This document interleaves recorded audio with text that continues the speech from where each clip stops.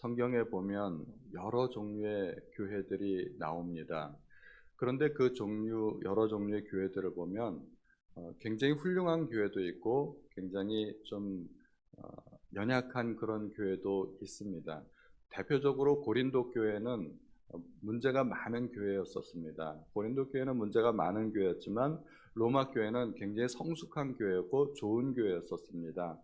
그러나 로마 교회와 같은 성숙하고 좋은 교회를 할지라도 문제가 전혀 없는 것은 아니었습니다. 로마 교회는 이방인들의 교회인데 처음에 생기기는 유대인들에 의해서 생긴 교회였습니다. 그래서 당연히 로마 교회 안에는 유대인들과 이방인들이 함께 존재하는 그런 세계적인 교회라고 그렇게 말씀드릴 수가 있습니다. 그런데 유대인들과 이방인들은 서로 워낙 다르기 때문에 삶의 태도가 워낙 다르기 때문에 그들 간에 있었던 어떤 갈등이 있었습니다. 로마서 14장에 보면 대표적으로 음식의 문제에 대한 그런 갈등이 있었던 것이죠. 유대인들 내에서도 그런 갈등이 있었지만 이방인 내에서도 그런 갈등이 분명히 있었던 것입니다. 이 세상에 문제 없는 교회가 있을 수 있을까요? 그런 교회는 아마도 존재하지 않을 것입니다. 이 지상에 존재하는 어떤 교회고 겉으로 보기에는 화려하고 아름다워 보이고 그럴지 모르지만 깊이 들어가서 살펴보면 크건 작건 간에 어떤 종류의 문제이건 당연히 문제가 있기 마련입니다. 그리고 그 문제는 해결해야 됩니다. 해결하면 됩니다. 이 지상에 있는 모든 교회는 다 불완전하고 그리고 한계를 지니기 때문에 그 교회들의 한계를 우리는 인정해야 됩니다. 그렇다고 그것이 문제가 있어도 좋다는 얘기는 아닙니다. 문제가 발견될 때마다 하나씩 하나씩 해결하면 됩니다. 로마 교회에 있었던 문제들은 어떻게 해결하면 좋을까요? 바울은 그 문제들을 해결하기 위해서 어떻게 지침을 내려주고 있을까요? 로마 교회도 그랬지만 교회들의 존재하는 대부분의 문제는 사람과 사람 사이의 문제이고 갈등입니다. 사람 사이에 서로 갈등과 그런 오해와 그런 문제만 없다면 그래도 그 교회는 상당히 좋은 교회에 속한다고 그렇게 우리가 볼 수도 있습니다. 먼저 우리가 알 것은 교회 안에는 여러 종류의 사람들이 존재한다는 것입니다. 로마 교회 안에는 이방인들이 있었고 유대인들이 있었듯이 보통의 교회 안에는 강한 자와 약한 자가 존재하기 마련입니다. 그런데 이 교회 안에서 이루어져야 될 어떤 교회를 다스리는 원리는 세상의 원리와 전혀 다르다는 것을 우리가 알아야 됩니다. 교회에 왜 자꾸 문제가 생길까요? 사람들이 교회에 다니면서 실제로는 한 6일 정도를 세상에서 살다 보니까 세상에서 익숙한 그 세상의 원리를 가지고 교회 안에 끌고 들어오기 때문에 교회가 문제가 생기는 것입니다. 만약에 우리 모두가 하나님의 말씀대로 살고 그리고 하나님의 말씀대로 실천하고자 한다면 대부분의 문제는 거의 사라질 것입니다. 제가 예전에 경유차를 몰고 다닌 적이 있었는데 잘못해서 주유소에서 휘발유를 주유한 적이 있어요. 주유소 직원이 잘못했던 거죠. 그거를 전혀 알지 못하고 차를 운행하다 보니까 나중에 차에서 덜컹덜컹 소리가 나고 급기야는 차가 멈추게 되었습니다.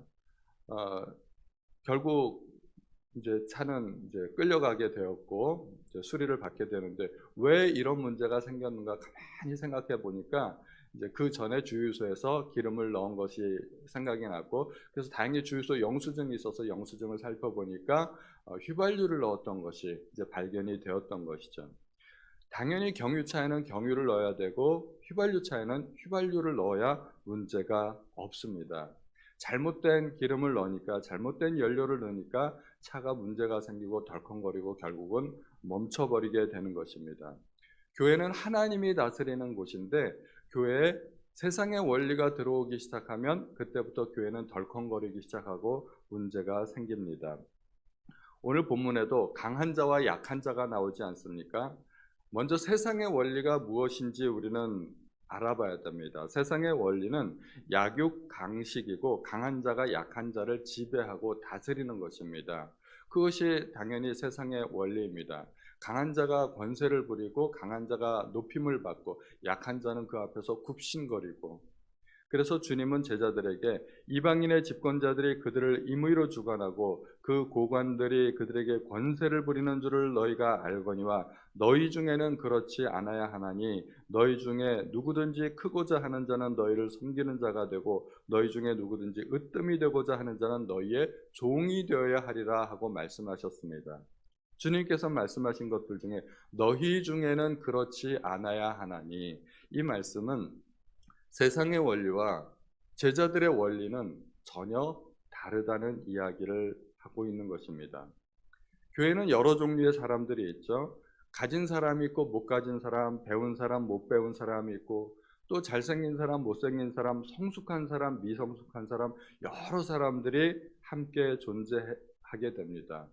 이 앞에 로마서 14장에서는 강한 사람이 양보해야 된다고 이야기합니다. 그 이야기는 무슨 음식이든지 먹을 수 있는 사람이 음식을 가려 먹는 사람을 위해서 양보해야 된다는 것입니다. 형제의 길에 넘어지는 것이나 장애물을 놓지 말아야 된다고 합니다.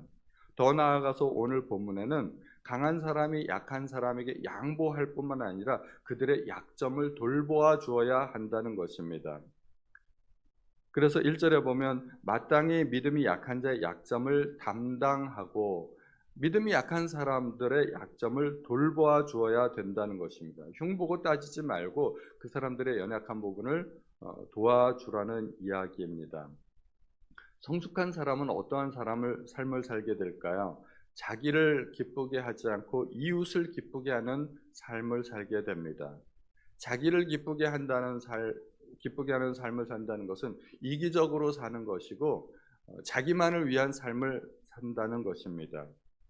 이웃을 기쁘게 한다는 것은 이웃에게 유익을 끼치고 덕을 세운다는 그런 말씀이 되는 것입니다.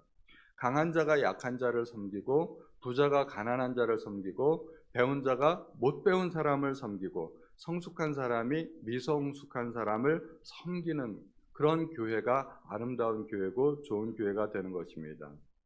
교회에서 가장 대우받고 인정받아야 될 사람은 목사나 장로가 아니라 이제 막 예수를 알아가기 시작하는 사람, 초심자이어야 할 것입니다. 그래서 교회에 처음 나오고 그리고 예수를 처음 믿기 시작한 사람들은 교회에서 여러 사람들이 돌보아 주게 됩니다. 그래서 새가족실이 교회에서 가장 예쁘게 꾸며진 곳이 아니겠습니까? 새가족실은 가장 예쁘게 꾸미고 그리고 교회에서 어떻게 해야 될 줄 모르기 때문에 안내도 해주고 밥도 떠다 주고 밥 먹고 나면 식기도 치워주고 그렇게 교회에서 왕대접을 받는 사람들이 바로 새가족들입니다. 그리고 새가족들이 교회에서 점점 신앙이 성숙해가면 이제 그들도 교회에서 다른 사람을 섬기는 삶을 살게 되는 것입니다. 전에는 섬김을 받았지만 신앙이 성숙하면 성숙할수록 이제 다른 사람을 돌보아주는 그런 삶을 살게 되는 것입니다. 우리도 처음에 교회를 선택할 때 처음에 교회를 다녔던 그런 경험들이 있지 않습니까? 우리가 보통 교회를 선택할 때 몇 교회를 다녀보는 경우가 많이 있습니다. 보통 한 서너 교회를 다녀보고 그 교회도 한 번에 선택하기보다는 적어도 몇 번 정도는 다녀보고 이 교회가 나랑 궁합이 맞는지 괜찮은 교회인지 알아보고 이제 괜찮은 교회라고 생각이 되면은 이제 등록도 하고 새가족 교육도 받고 그렇게 진행이 됩니다. 우리가 교회를 선택하는 기준은 어디에 있을까요? 보통 이제 예배에 참석하면서 설교를 가장 먼저 한번 들어보지 않겠습니까? 이 설교가 나에게 과연 은혜가 되는지, 설교가 나에게 도움이 되는지를 살펴보고, 그리고 이 교회에 처음 방문한 나에게 과연 어떠한 자세로 나를 맞아주는지, 나를 모른 척하는지, 사람들이 따뜻하게 나를 맞아주는지 이런 분위기들을 보게 됩니다. 그리고 교회 시스템들을 보게 됩니다. 특별히 자녀들이 있는 그런 학부형들 같은 경우는 이 교회 학교가 제대로 운영이 되고 있는지, 또 주일학교, 중고등부, 청년부가 담당 교육자들이 있고 어떤 적절한 교육 시스템이 있고 잘 운영이 되고 있는지 이런 것들을 살펴보게 됩니다. 그런데 교회가 만약에 문제의 조짐이 있거나 좀 마음에 안 들면 미련 없이 떠나는 경우가 많습니다. 예를 들어 교회가 지하교회라든가 아니면 막 건축 중인 교회라든가 이런 교회는 내가 다니면은 어려움이 많겠구나 내가 헌신해야 되겠구나 이런 생각이 들 수 있지 않겠습니까? 미련 없이 떠나는 그런 경우가 많이 있습니다. 우리는 교회 다니면서 은혜를 굉장히 강조합니다. 우리가 최근에 몇 년 동안 많이 불렀던 찬양이 바로 은혜 아니겠습니까? 은혜를 굉장히 중요하게 생각하고 은혜를 강조하는데 그 은혜라는 것이 내가 받은 은혜 또 내가 앞으로 받을 은혜입니다. 하나님께서 나에게 베풀어 주실 은혜 그것을 우리는 굉장히 중요하게 생각합니다. 그러나 성숙한 사람은 더 나아가서 어디까지 생각해야 될까요? 내가 사람들에게 어떤 역할을 할 수 있을까? 거기까지 생각할 수 있어야 성숙한 사람이 된다는 것입니다. 미성숙한 사람은 내가 어떻게 은혜를 받을 수 있을까? 하나님이 나를 도와주시길 원하고 교회에서 성도들이 나를 도와주기를 바라고 나 중심적으로 신앙생활을 하기를 바라지만 신앙이 성숙한 사람은 내가 교회를 위해서 무슨 일을 할 수 있을까? 나는 교회에 어떤 덕을 끼칠 수 있을까? 생각하게 된다는 것입니다. 그것이 자기를 기쁘게 하지 않고 이웃을 기쁘게 하는 삶을 살아간다는 것입니다. 당연히 처음에 교회를 선택할 때는 나에게 유리한 교회를 선택하기 마련입니다. 그러나 언제까지 그런 자세를 가지고 신앙생활을 계속할 수 있겠습니까? 우리가 신앙이 성숙하면 교회에서 직분도 받고 봉사도 하고 이제는 남을 위한 그리고 주님을 위한 헌신도 해야 되는 것 아니겠습니까? 그래서 성숙한 그리스도인은 자기를 기쁘게 하지 않고 다른 사람을 기쁘게 하는 그런 삶을 살아야 된다는 것입니다. 그리스도께서는 어떠한 삶을 사셨을까요? 그리스도께서야말로 정말 자기를 기쁘게 하지 않는 삶을 사셨던 것입니다. 바울은 그 예로 시편 69편 9절의 말씀을 들고 있는데 주의 집을 위하는 열성이 나를 삼키고 주를 비방하는 비방이 내게 미쳤나이다. 다윗이 하나님을 섬기면 섬길수록 주변 사람들로부터 비방을 받고 오해를 받고 사람들이 자기를 공격하고 그랬다는 거예요. 그렇다고 다윗이 신앙을 포기했나요? 신앙을 포기하지 않았습니다.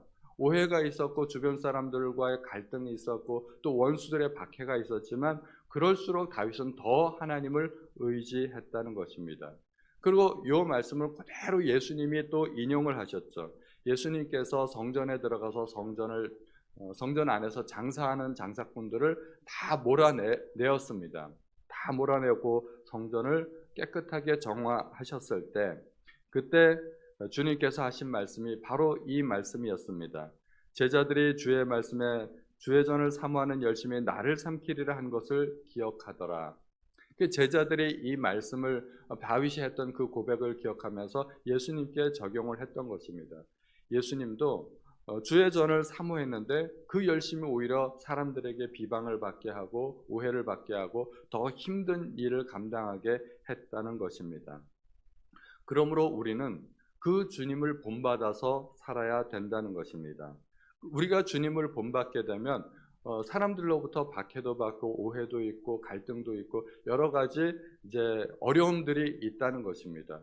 그래도 주님을 위한 삶을 하나님을 위한 헌신을 포기하지 말아야 된다는 것입니다.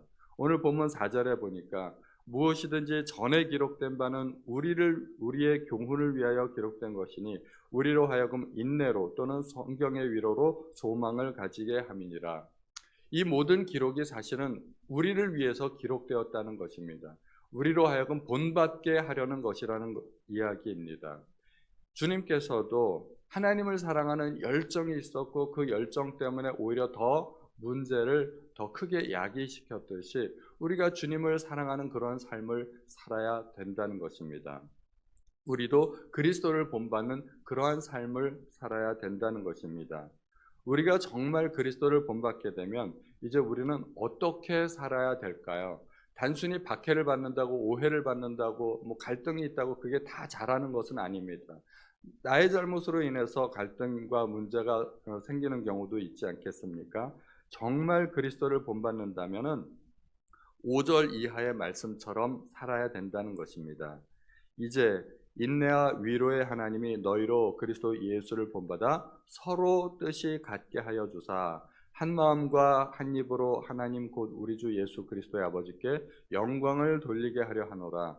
한 마음이 되라는 것입니다. 서로 뜻이 같아야 된다는 것입니다. 이것이 성숙한 교회가 추구해야 할 바람직한 모습이라는 것입니다. 그러므로 우리는 교회 안에서 구체적으로 어떻게 해야 될까요? 15장 7절의 말씀처럼 그러므로 그리스도께서 우리를 받아 하나님께 영광을 돌리심과 같이 너희도 서로 받으라. 서로 받으라 하는 이야기는 서로 인정해 주라는 이야기입니다. 믿음이 연약한 사람도 인정해 주고 나랑 의견이 다른 사람도 인정해 주고 나는 비록 이렇게 생각했지만 다르게 생각하는 사람들도 인정해 주고 그렇게 생각할 수도 있겠구나. 서로 양보해 주는 것. 그것이 서로 받는 것입니다. 예수께서도 우리를 받아주시지 않으셨습니까? 우리가 죄인일 때 우리를 받아주셨습니다. 그래서 하나님께 영광을 올려드렸습니다. 우리는 어떻게 하나님께 영광을 올려드릴까요? 가끔 올림픽 같은 그런 경기를 보면 굉장히 감동적인 장면이 나옵니다. 선수들이 금메달을 획득하고 나서 금메달이 확정된 그 순간에 바로 그 자리에서 무릎 꿇고 하나님 앞에 기도하고 또 인터뷰할 때도 하나님께서 도와주셨습니다. 하나님께 영광을 올려드립니다. 이런 이야기들이 나오는 것을 보면 정말 같은 그리스도인으로서 대단히 기쁘고 굉장히 고무적이 됩니다. 저렇게 또 하나님께 영광을 올려드리는구나. 우리는 어떻게 하나님께 영광을 올려드릴까요? 우리도 하나님께 영광을 올려드리기 위해서 금메달을 따야 된다면 우리 중에 하나님 앞에 영광을 올려드릴 수 있는 사람은 아무도 없을 것입니다. 우리가 하나님 앞에 영광을 올려드리는 방법은 딱 한 가지입니다. 성도들끼리 서로 받으라는 것입니다. 예수님은 어떻게 하나님 앞에 영광을 올려드렸나요? 죄인이었던 우리를 받아주셨기 때문에 하나님께 영광을 올려드렸습니다. 만약에 우리가 교회에서 신앙생활하면서 나보다 연약한 사람을 우리가 서로 받아주고 서로 용서하고 용납한다면 그것이 하나님께 영광이 되는 길이라는 것입니다. 예수님께서도 너희가 서로 사랑하면 세상 사람들이 너희가 내 제자인 줄 알리라고 말씀하지 않았습니까? 그리스도께서는 연약한 인간들을 받기 위해서 어떻게 하셨을까요? 15장 8절에 보면 오늘부터 이제 8절 이하의 말씀을 쭉 읽어보면 제가 쉬운 성경으로 한번 읽어드릴게요. 그리스도께서는 하나님의 진실하심을 드러내시고 하나님께서 우리 조상들에게 하신 약속을 확증하기 위하여 할례 받은 사람들의 종이 되셨습니다. 주님은 종이 되셨는데 할례 받은 사람들의 종, 유대인의 종으로 오셨다는 것입니다. 그리고 예수님께서도 할례를 받으셨습니다. 예수님은 할례 받으실 필요가 전혀 없으셨습니다. 사실은 할례라는 것은 유대인들에게 하나님께서 주신 특별한 언약의 표식이고 할례를 받음으로 말미암아 하나님의 백성이 되었다는 일종의 사인이고 표징입니다. 예수님은 하나님의 친아들이시기 때문에 구태여 그런 표식을 받아야 할 이유가 전혀 없으셨습니다. 그러나 유대인 가운데 유대인의 한 사람으로 태어나기 위해서 그리고 하나님께서 아브라함에게 언약하신 그 언약을 이루기 위해서 예수님께서 굳이 할례를 받으셨다는 것입니다. 그래서 할례를 받으셨다는 것은 예수님께서 유대인이 되기 위해서 그리고 하나님께서 유대인들에게 약속하신 그 언약을 이루기 위해서 할례를 받으신 것이고 하나님의 신실하심을 지키고 보여주기 위해서라는 것입니다. 그렇게 신실하신 하나님은 이방인들에게도 똑같이 신실하신 하나님이 되실 것입니다. 그래서 결국은 하나님이 유대인들을 받으셨듯이 이방인들도 받을 것이고 유대인과 이방인이 하나가 되어서 하나님께 영광을 올리게 될 것입니다. 그래서 9절 이하의 12절까지의 말씀을 보면 각 절마다 하나님께서 이방인들을 어떻게 받으셨는지 그 말씀이 나오는데 이것도 제가 쉬운 성경으로 쭉 한번 읽어드리겠습니다. 그래서 이방인들이 하나님께서 베푸신 자비에 대해서 하나님께 영광을 돌리게 된 것입니다. 성경에 이렇게 기록되어 있습니다. 그러므로 내가 이방인 중에서 주님을 찬양하고 주님의 이름을 찬송하겠습니다. 또 이렇게 기록되어 있습니다. 이방인들아 하나님의 백성과 함께 기뻐하여라. 또 이런 말씀이 있습니다. 너희 모든 이방인들아 주님을 찬양하여라. 너희 모든 백성아 그를 찬송하여라. 또 이사야는 이렇게 말했습니다. 이새의 뿌리에서 나와 이방인들을 다스릴 이가 올 것입니다. 이방인들은 그분에게 소망을 두리라. 하나님께서 진실하셨기 때문에 유대인과 이방인이 하나가 되어서 한 하나님을 섬기게 된다는 것입니다. 그래서 하나님 앞에 영광을 올려드리게 된다는 것입니다. 서로 민족이 다르고 국가가 다르고 출신이 다른 그런 로마 교회가 하나가 되었다면 우리는 다 같은 한국 사람인데 마땅히 하나가 되어야 되지 않겠습니까? 우리는 신앙생활을 하면서 연약한 지체를 많이 보게 됩니다. 믿음이 약한 사람이라는 얘기는 신앙이 없다는 얘기입니다. 이제 막 예수를 믿기 시작했고 아직도 세상에 찌든 때의 모습이 많고 성숙하지 못했다는 이야기입니다. 로마 교회에서는 구체적으로 그것이 음식을 가려 먹는 사람들의 모습으로 나타났지만, 연약하다는 것은, 믿음이 없다는 것은 조금 좋게 표현한 것이고, 조금 더 적나라하게 표현하자면은 사탄의 지배를 받고 있는 사람, 이기적인 사람, 그리고 매너 없고 뻔뻔스럽고 파렴치한 사람, 몰상식한 사람, 이런 사람들을 이야기하는 것입니다. 교회 안에도 얼마든지 그런 사람들이 존재할 수 있다는 것입니다. 신앙이 성숙하지 않은 사람, 예를 들면 어떻게 예수 믿는다고 하면서 저럴 수 있어? 그냥 딱 단적으로 얘기해서 저런 사람은 우리 교회 안 나왔으면 좋겠다 하고 생각되는 그런 사람들이 있다면 그런 사람들이 연약한 사람들입니다. 자기밖에 모르는 사람, 남들을 전혀 배려할 줄 모르는 사람, 이런 사람은 신앙이 약한 거고 믿음이 없는 거고, 그리고 아직 신앙이 성숙하지 않은 그런 사람들입니다. 그런 사람들이 나의 도움을 필요로 하는 사람입니다. 내가 만약에 신앙이 성숙하다면 내가 도와야 될 사람들이 바로 그런 사람들이라는 것입니다. 우리도 한때는 그런 사람이었다는 것을 우리도 사실은 알아야 됩니다. 예수님은 그러한 우리를 위해서 피 흘려주셨고 목숨을 버려주셨습니다. 개구리는 올챙이적 생각을 못한다고 하듯이 우리도 예전에는 다 그런 사람들이었던 것입니다. 우리가 잘 몰라서 그랬지. 그리고 우리가 주님을 본받는 사람이 되기를 원합니다. 주님께서 죄인들을 위해서 십자가에 못 박혀 돌아가셨듯이 우리도 교회 안에 있는 연약한 지체들을 돌보아주고 그들을 용납하고 용서해주고 또 참아주고, 이러한 모습들을 우리가 가져야 될 것입니다. 그러할 때 주님께서 참으로 영광을 받으시게 되실 것이고, 유대인과 이방인이 하나가 되었듯이 온 교회가 하나가 되어서 하나님 앞에 영광의 찬송을 올려드리게 될 것입니다. 우리 함께 기도하시겠습니다. 하나님 아버지, 오늘도 저희에게 어떻게 하면 교회 안에 있는 문제들을 해결하고 교회가 하나가 될 수 있는지에 대한 말씀을 주셔서 감사드립니다. 로마 교회와 같이 성숙하고 그리고 그런 훌륭한 교회들조차도 문제가 전혀 없었던 것은 아니었습니다. 그들 가운데도 분열이 있었고 갈등이 있었고 오해가 있었습니다. 그 모든 문제들을 해결하기 위해서 사도 바울은 그리스도 예수 안에서 하나가 되라고 이야기하고 있습니다. 우리도 하나가 될 수 있도록 도와주시고 나보다 연약한 지체들을 용납하고 받아줄 수 있는 교회가 될 수 있도록 도와주옵소서. 모든 말씀을 우리 주 예수님의 이름으로 기도하였습니다. 아멘.